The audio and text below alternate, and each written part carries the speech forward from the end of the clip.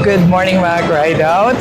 So nandito na tayo ngayon sa last station ng LRT2 which is yung Recto Station. Meron silang 13 stations: Antipolo, Marikina, Pasig, Santolan, Katipunan, Anonas, Cubao, Betigo, Gilmore, J. Ruiz, V-Mapa, Poreza, Legarda, and itong Recto Station. Based sa experience natin as a commuter, nakita natin na bawat station ay may kanya-kanyang mga food stall. Nasa tagal-tagal kong sumasakay ng LRT, mas naiintindihan ko yung klase ng pagko-commute. Every station is 8 pesos yung pamasahe dun sa ating stored value card. So yung nagastos natin sa pagbili natin ng mga pagkain dito sa ating LRT food trip ay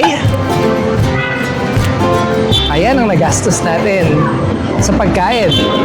At ang nagastos naman natin sa ating pamasahe ay